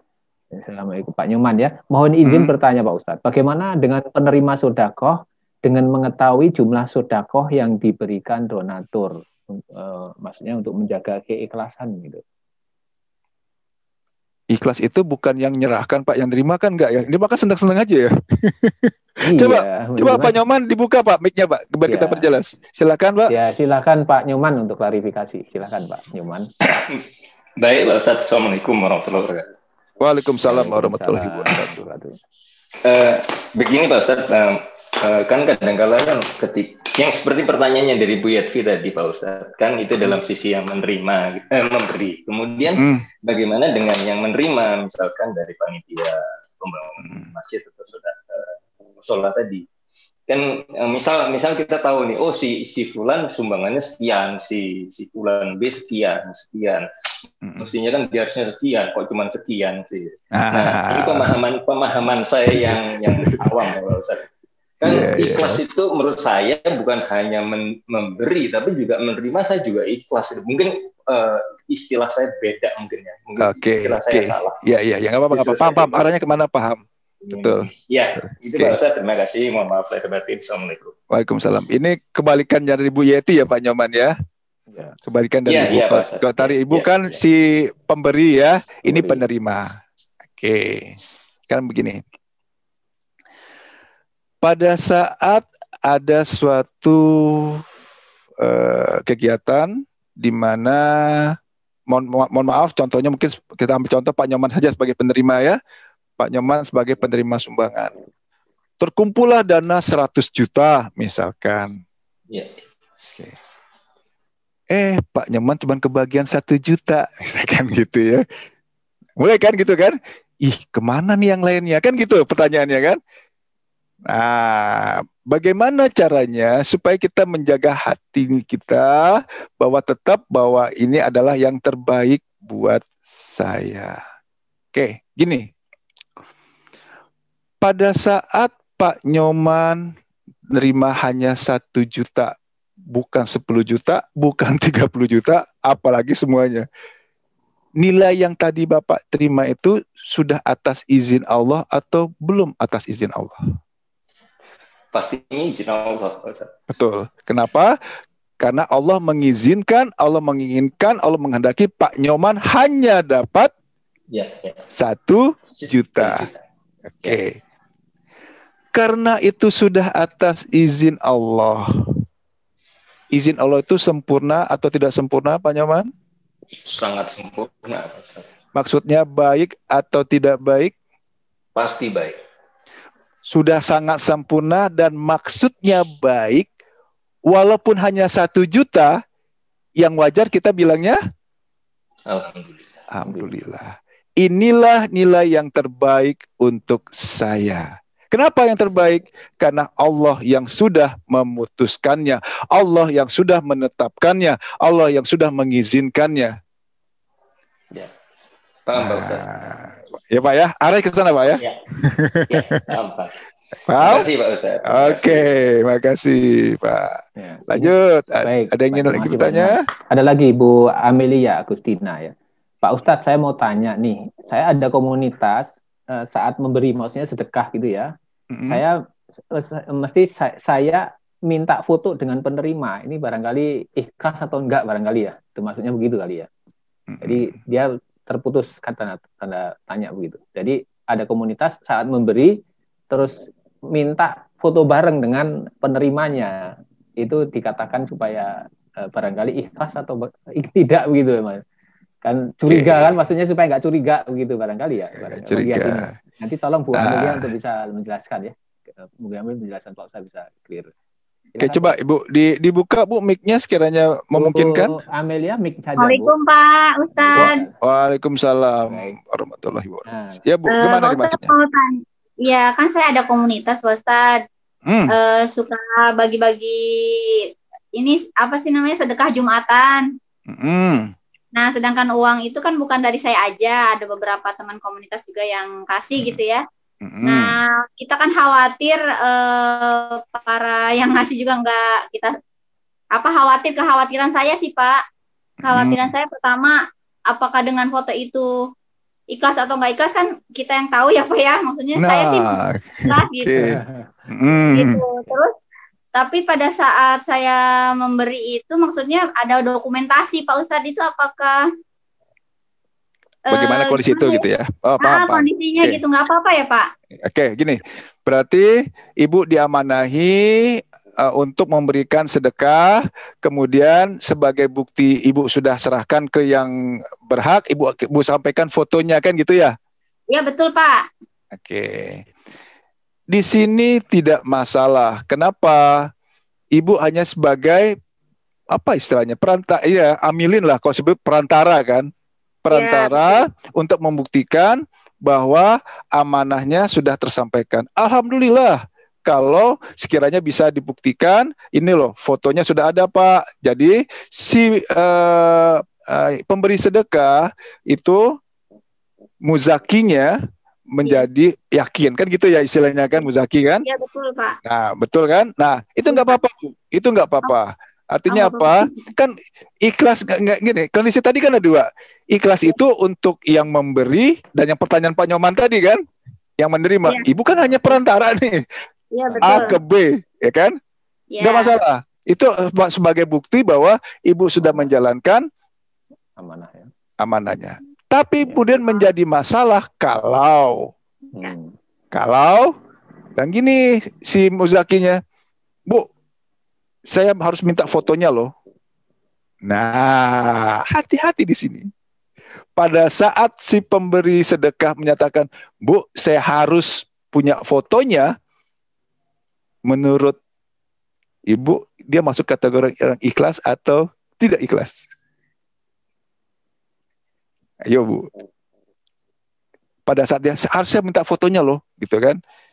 Kalau dia emang ikhlas karena Allah, mau ada fotonya mau enggak, mau tersampaikan mau enggak, yang penting saya sudah sampaikan ke badan amil zakatnya, saya sudah sampaikan ke yang nanti akan meneruskan, saya selesai. Kalau itu hanya karena Allah. Tapi kalau kemudian ada iming-imingnya, saya harus dapat buktinya lagi. Nah, di situ. Itu deh. Hati-hati di situ, Bu. Benar kan? Yang justru yang berbahayanya ini yang menerimanya nanti.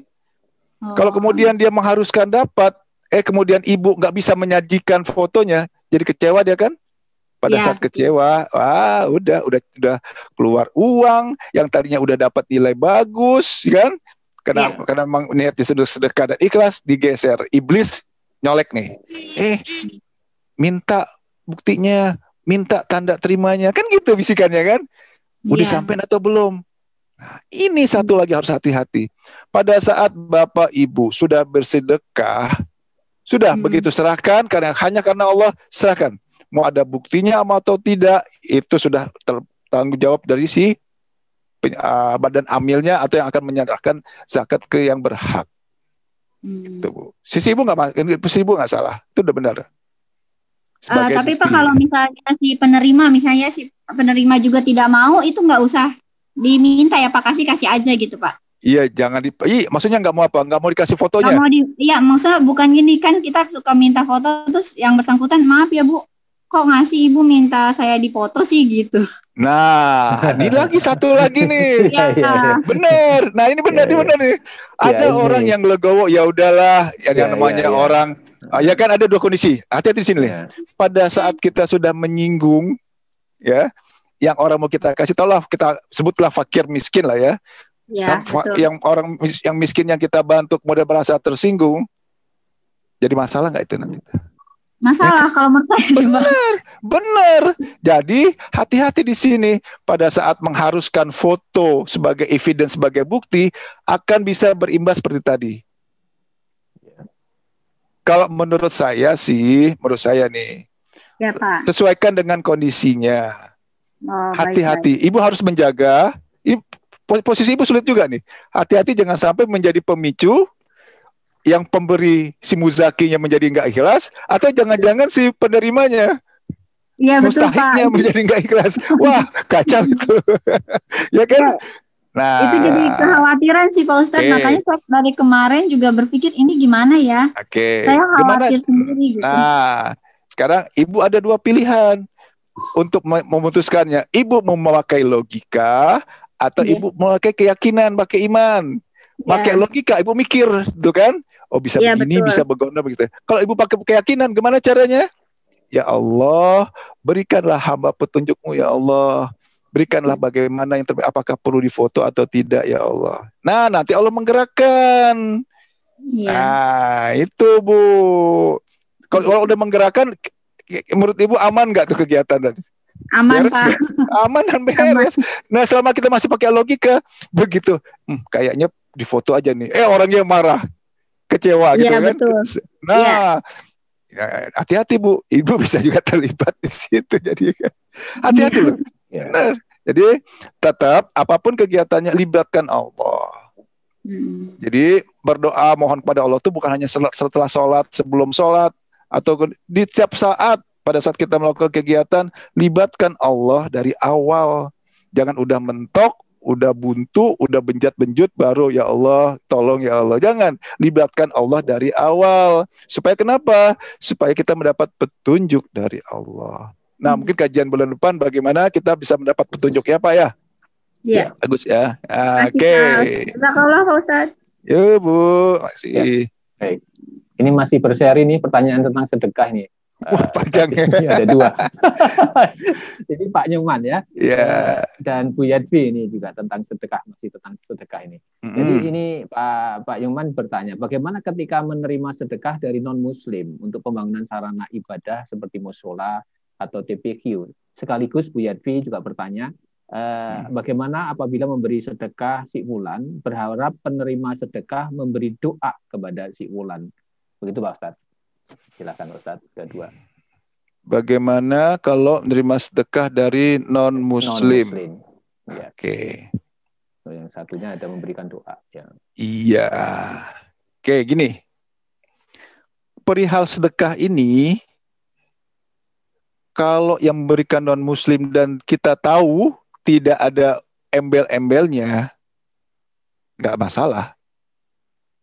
Kalau kita tahu ya, nggak ada embel. Tapi kalau kemudian kita tahu ada niat tertentu di sana, contoh yang paling sederhana, di satu daerah Jawa Tengah, kan sering non-muslim kelilingan ngasih Indomie, gitu ya Pak ya? Misi, kasih Indomie, kasih sembako, misi. Nah, kok ada misinya, udahlah, stop.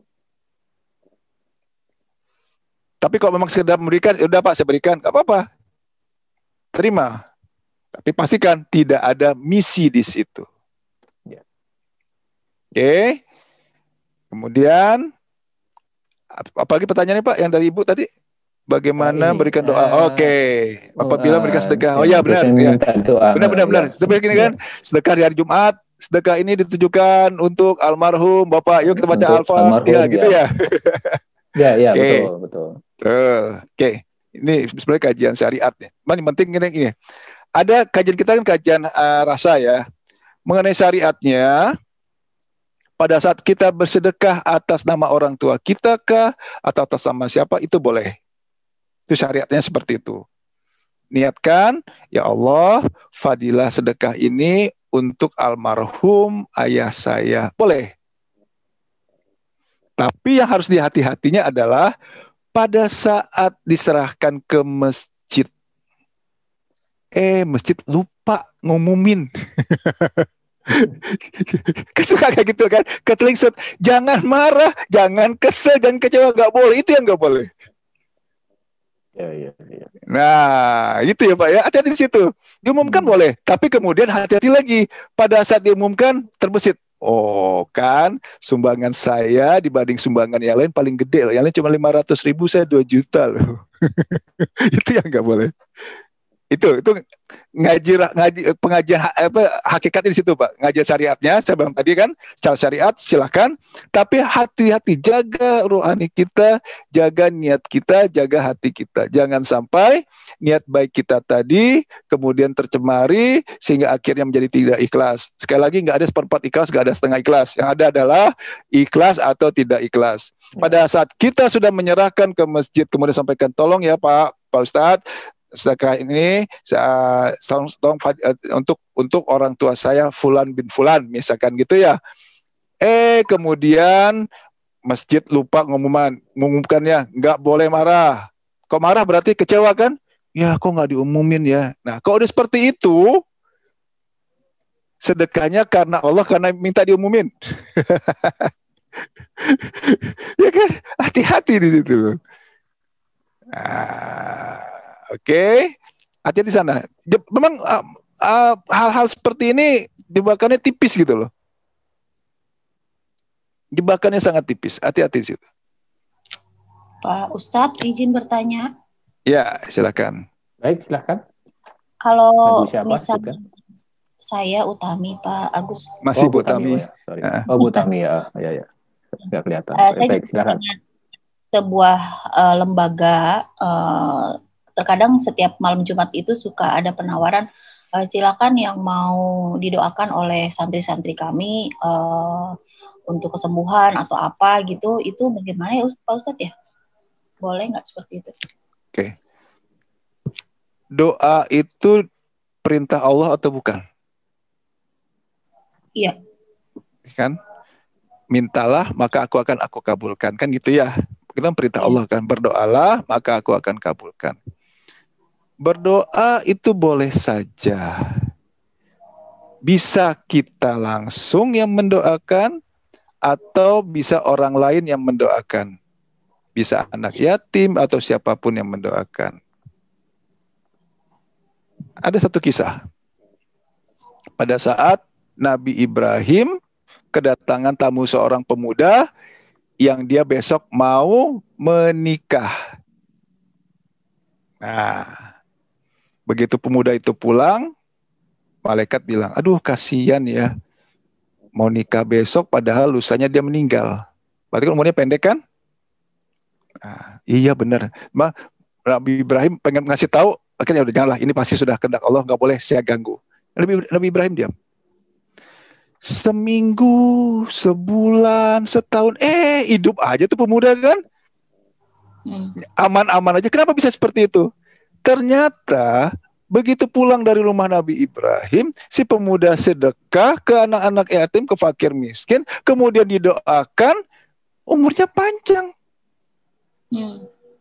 Itu kisahnya seperti itu.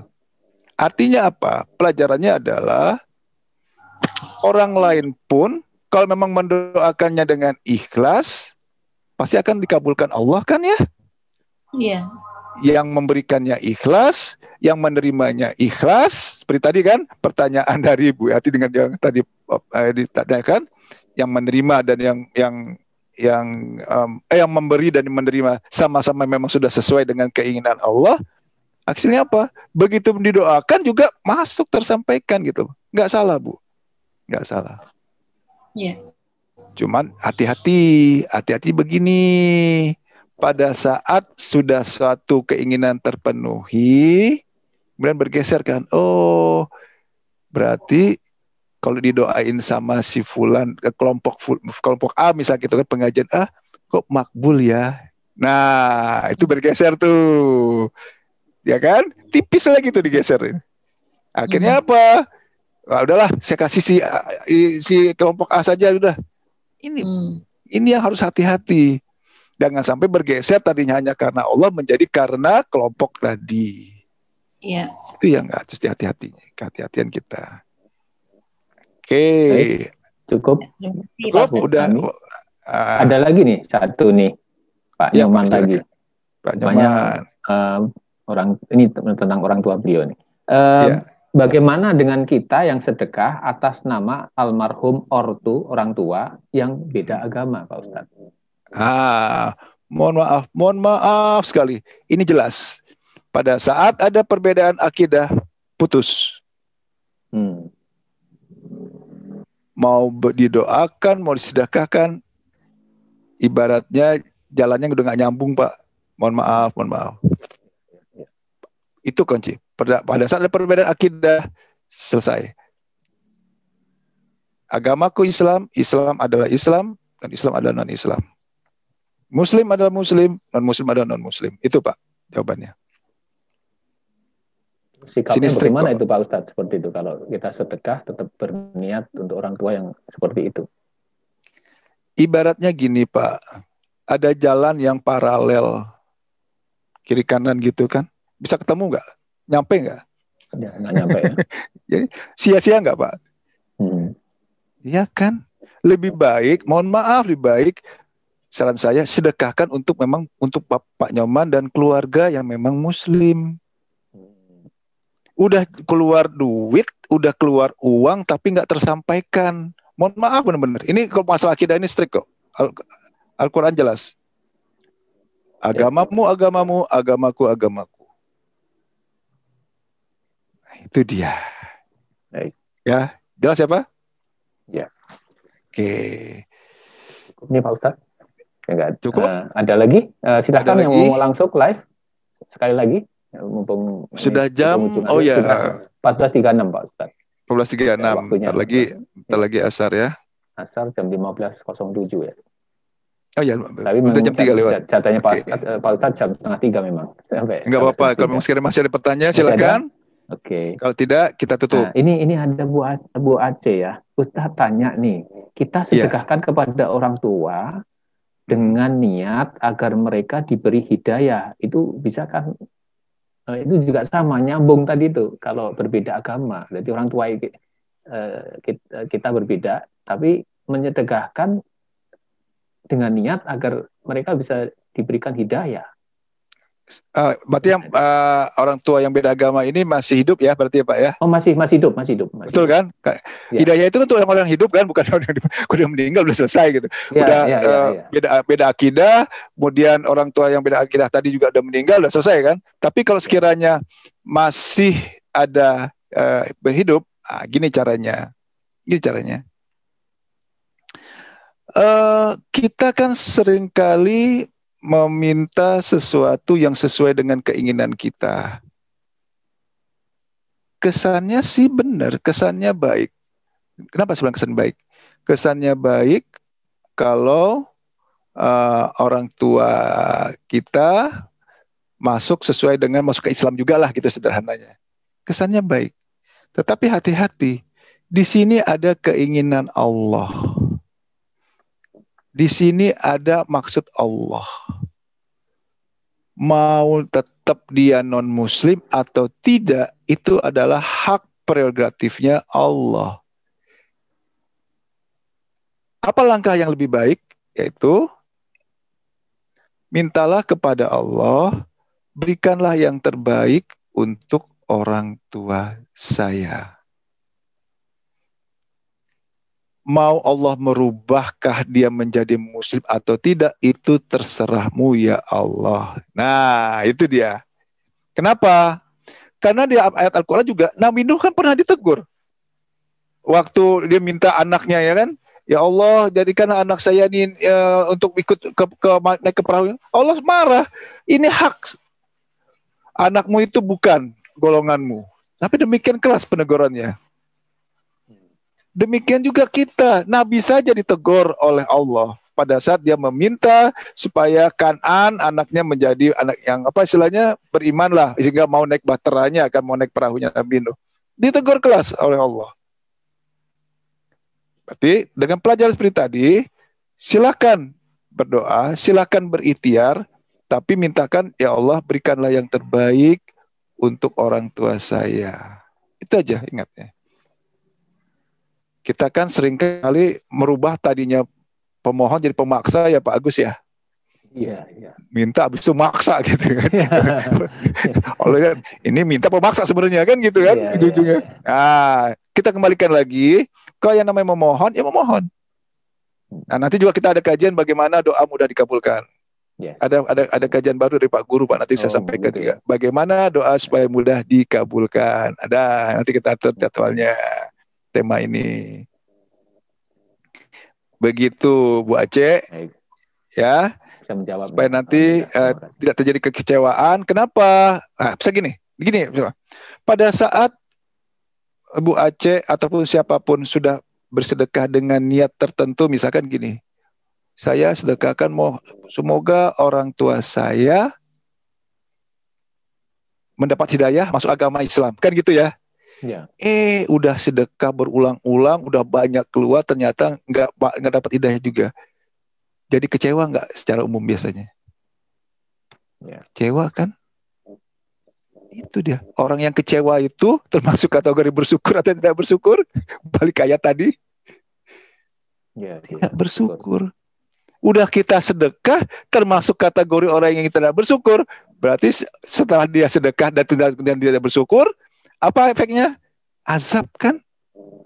Itu hati-hati. Hati-hati di sini. Hati-hati pada saat menyampaikan suatu niat. Benar, innamal a'malu binniyat jadinya kan? Karena niat itu di awal dari seluruh kegiatan kita. Salah niatnya, bergeser sedikit aja niatnya, wah udah.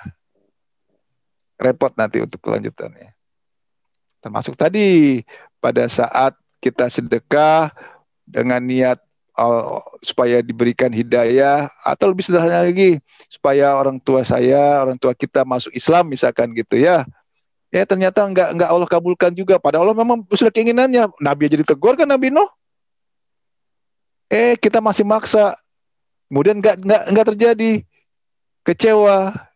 Nah, masuk ayat tadi kan, digolongkan orang yang tidak bersyukur.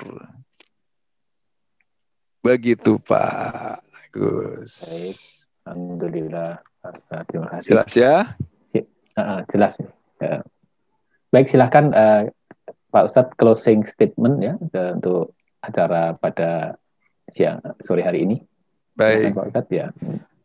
Jadi tema hari ini adalah kita murnikan lagi keikhlasan kita. Ilmu kehidupan pada hari ini bagaimana kita memurnikan keikhlasan kita. Bagaimana supaya apapun yang kita kerjakan hanya karena Allah. Supaya apa? Supaya ada nilai ibadahnya. Sayang, kalau udah capek-capek, pontang-panting sana sini, ujung-ujungnya adalah kita tidak mendapat nilai kebaikan di mata Allah. Itu sama juga pekerjaan yang main-main saja. Kenapa saya bilang main-main saja? Kegiatan di dunia ini ada dua. Kegiatan yang sebenarnya dan kegiatan yang main-main saja. Kegiatan yang sebenarnya adalah kegiatan yang memang akan bermanfaat di kemudian hari. Kemudian hari kita itu apa? Pada saat di yaumil akhir. Sementara kegiatan main-main itu apa? Kegiatan selama di dunia. Kegiatan di akhirat itu adalah kegiatan yang sebenarnya. Kegiatan yang main-main saja itu adalah kegiatan yang di dunia. Ini hanya tempat main-main aja kok, singgah sebentar. Pada saat kondisi inilah maka ayo apapun kegiatan kita. Saya buatkan kegiatan ya, bukan orang biasa kalau dibilang ibadah tuh terfokusnya sholat, zakat, puasa. Saya bilang ini, apapun kegiatan kita murnikan hanya karena Allah. Kalau sudah hanya karena Allah, apapun yang terjadi, berarti tidak ada alasan kita untuk kecewa, untuk marah, untuk kesal, untuk sedih. Jaga jangan sampai nilai kebaikan yang ada menjadi 0. Ingat, rezeki sudah dijamin Allah, tapi Allah tidak menjamin kita masuk surga. Syarat masuk surga adalah pahala harus lebih banyak daripada dosa. Jangan kemudian sampai kegiatan ibadah kita banyak, tetapi tidak ada nilai pahalanya di mata Allah. Begitu, Pak Agus? Baik. Dan diwakili oleh Bu Tami, sekiranya apa yang saya sampaikan tadi ada yang menyinggung, dimaafkan Bu. Iya Pak Ustadz, sama-sama saya mohon maaf juga. Sama-sama Bu Tami, yang benar itu datangnya dari Allah, sekiranya tadi ada yang salah itu adalah kekurangan dari saya. Demikian, mari sama-sama kita tutup dengan membaca hamdalah. Alhamdulillahirabbil alamin. Doa kafaratul majlis. Subhanaka Allahumma wa bihamdika asyhadu alla ilaha illa anta astaghfiruka wa atubu ilaik. Assalamualaikum warahmatullahi wabarakatuh.